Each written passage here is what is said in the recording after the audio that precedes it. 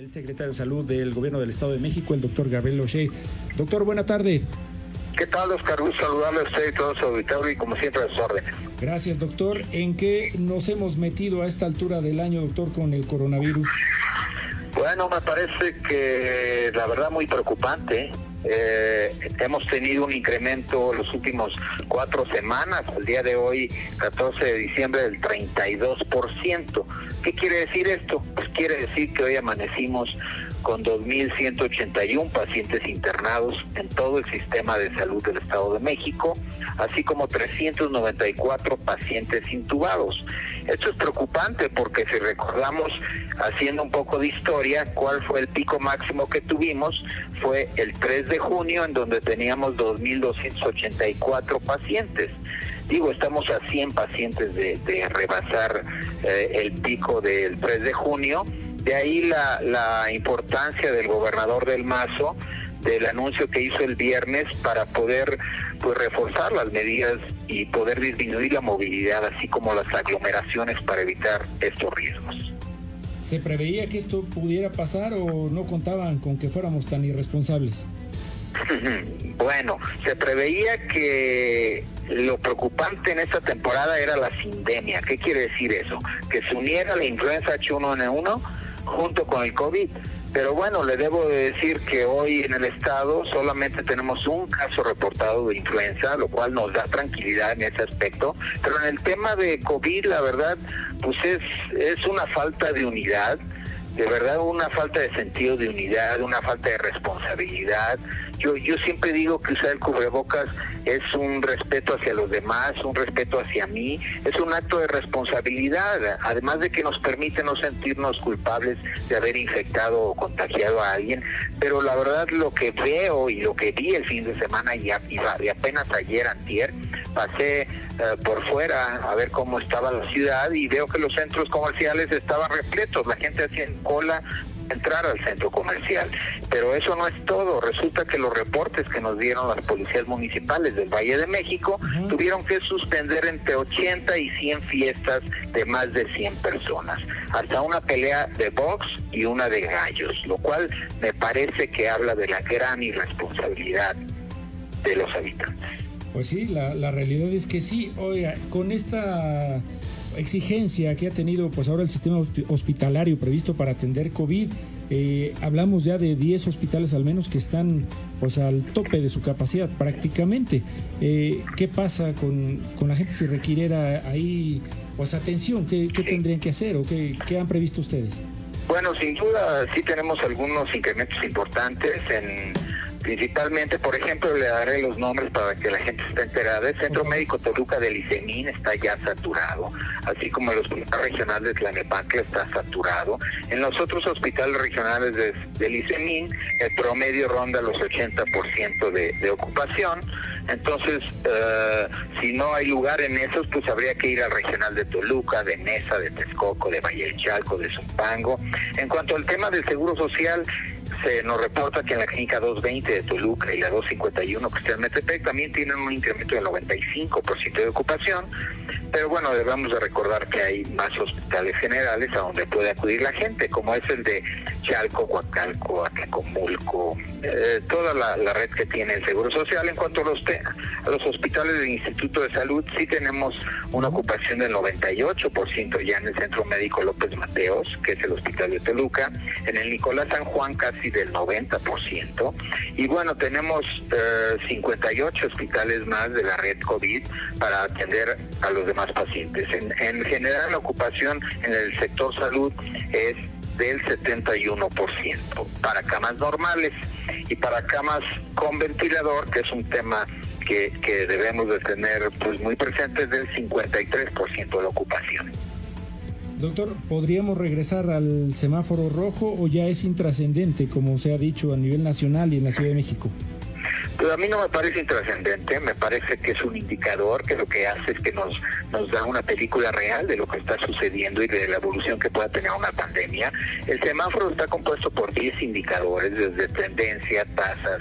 Entonces me parece que es algo muy bueno para recargarnos y poder decir vamos hacia atrás o vamos hacia adelante. Pero sin duda lo que estamos viendo hoy en el Estado de México es que estamos a 4 puntos de estar en semáforo rojo, lo cual es preocupante. ¿Podríamos regresar? Claro que podríamos regresar. Y vamos a regresar si la gente sigue sin atender las medidas de distanciamiento, sin el uso de cubrebocas y que no salgan si no tienen a qué salir. Doctor, se habló también por parte del gobernador de que aplicarían más pruebas rápidas de COVID, alrededor de 12,000 por día, si no estoy mal. ¿Cómo va a funcionar esto? Sí, así es, efectivamente, Oscar, como usted bien lo dice, así es, el gobernador anunció, son 10,000 pruebas rápidas, son también de PCR, pero es una nueva tecnología que ya autorizó la COFEPRIS y el INDE, que es el Instituto de Referencia Epidemiológica. Son 10,000 pruebas que el resultado de cada prueba está a los 20 minutos o a la media hora. Entonces estaremos el día de hoy haciendo 10,000, empezamos ya hoy, a partir de hoy, 10,000 pruebas de esas rápidas, más las 2,000 y tantas que normalmente se hacen de PCR en el laboratorio estatal. Estos se hacen desde los centros de salud, con más de 4 núcleos, son centros de salud grandes, así como en hospitales de segundo nivel. Y también en los hospitales COVID, que es donde están internados los pacientes. Para que nos demos una idea, estas pruebas se estarán realizando 7,300 pruebas diarias en los CEAPS, que son 72 CEAPS, que son centros de atención primaria, en los centros de salud urbanos, ahí estaremos haciendo 5,375, lo que nos da un total de 7,300. Después en los hospitales de segundo y tercer nivel estaremos haciendo las 2,700 diarias restantes. Bien, ¿y esto sería únicamente a los que tienen síntomas? No, yo invitaría a que alguien que tuvo, por ejemplo, trato o que sospecha que alguien le avisó que fue positivo, también pueden acudir y ahí se les tomará aunque no tengan síntomas. Esto es sin costo. Así es, son gratuitas. Muy bien, doctor.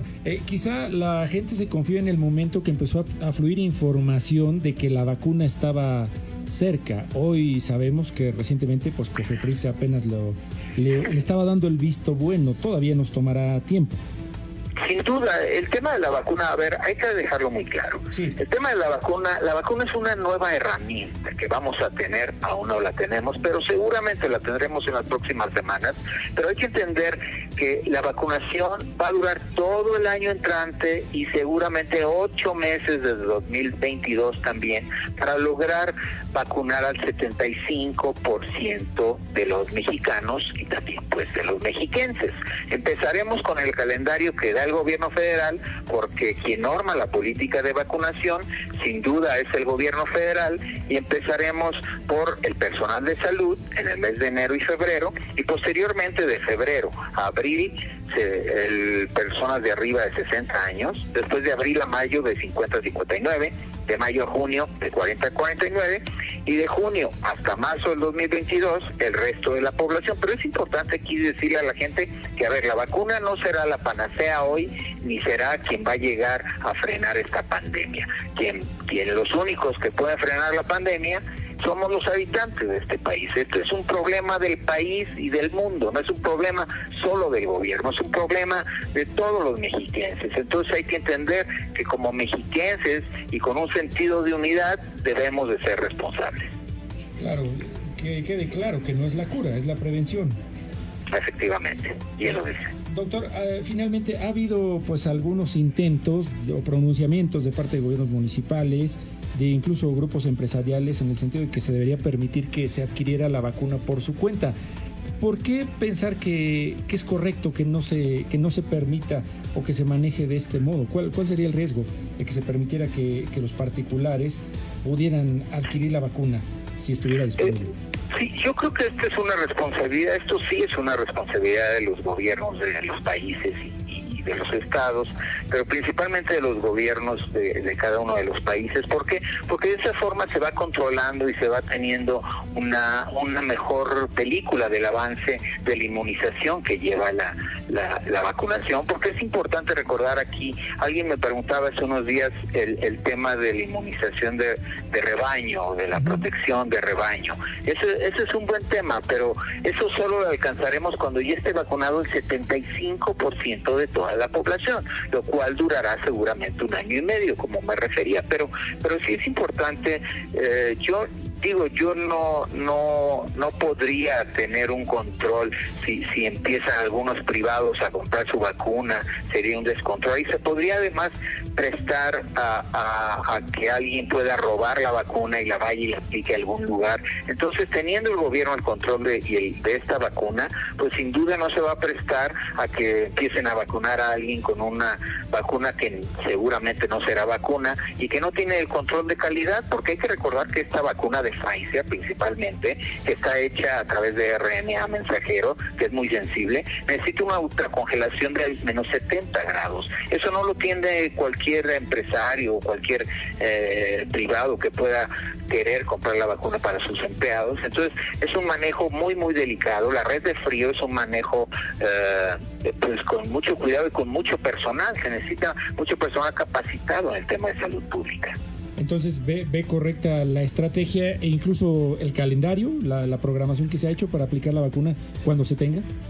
Sin duda, yo me parece que esta programación del gobierno federal que ha mandado a los estados, que es la correcta. ¿Por qué? Porque aunque está basada en edades, también está basada en grupos de riesgo y está basada también, por ejemplo, el hecho de empezar con los médicos o personal de salud, me parece que es vital porque ellos están haciendo frente en la primera línea de atención.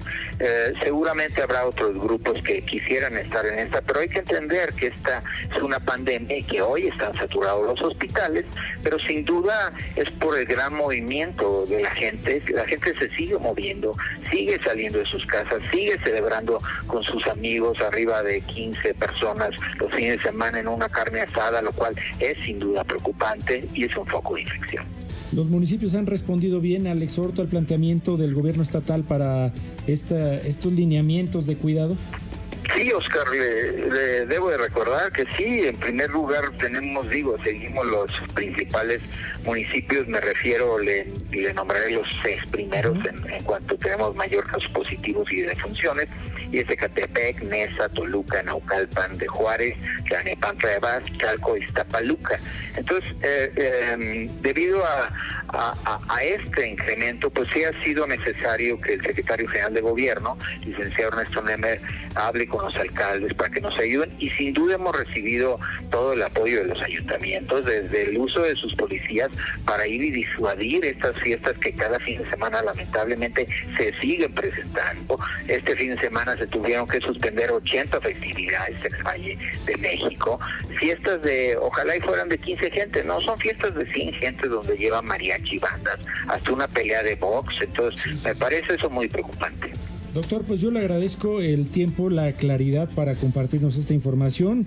Estamos sumados en la idea de que la gente, entre más informada, sea también más responsable para cuidarnos todos de todos, como se ha dicho que es necesario en este momento.